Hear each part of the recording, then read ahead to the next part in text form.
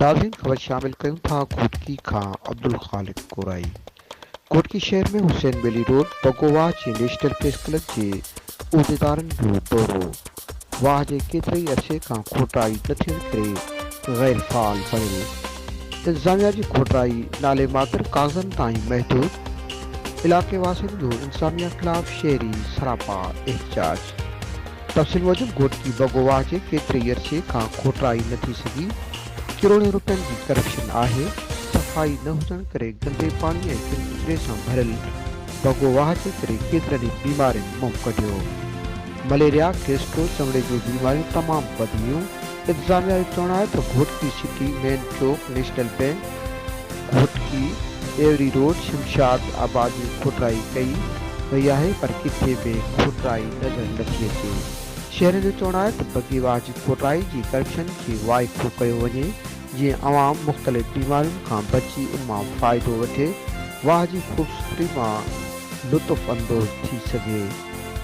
बगीवाह जी सफ़ाई कराए गंद किचिरो कढी शहर खां ॿाहिरि उछलायो वञे। शहरनि जो चवणु आहे त करप्शन में लाॻापियल इंतज़ामिया ऐं वास्तेदार ऑफिसरनि ख़िलाफ़ एक्शन खंयो वञे।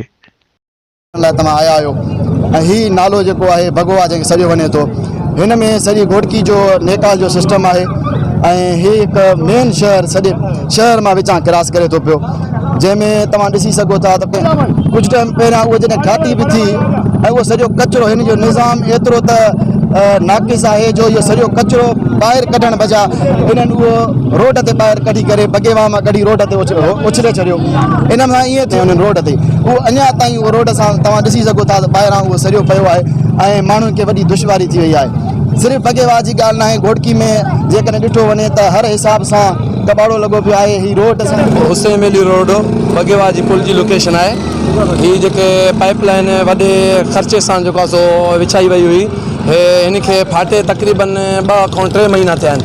2-3 महीना हिन खे मेन रस्ते खे रोड खे नाली जी शिकिल अख़्तियार करे विया आहिनि। अगरि साईं हिन खे जेको आहे रिकॉर्ड करे तव्हां ॾिसो थोरो हेॾो, हे एतिरी मोटरसाइकिल जे माना रक्शे जे टपण जी जॻह माना हिन खे खोले जो हलिया विया आहिनि। त माना इहा शइ न हे ॻोठाणनि में बि इहा शइ न हूंदी आहे। जेके ॻोठ हूंदा आहिनि न, जाहिल तबिके में जेके उहो पसमानदगी में रहनि था न, उन वटि बि इहो किरदारु हूंदो आहे जेको असांजे हिन शहर सां वेदन आहिनि। ग़रीब मां रेडी हलंदो आहे, सॼो ॾींहुं हिते धप पई अची बगे जी महिरबानी करे असां चवंदा त सफ़ाई लाज़मी आहे। हक़लाल जी रोज़ी करे थो, पर घोटकी ज़िले में हक़लाल जी रोज़ी करणु जेको आहे जुर्म बणिजी चुको आहे।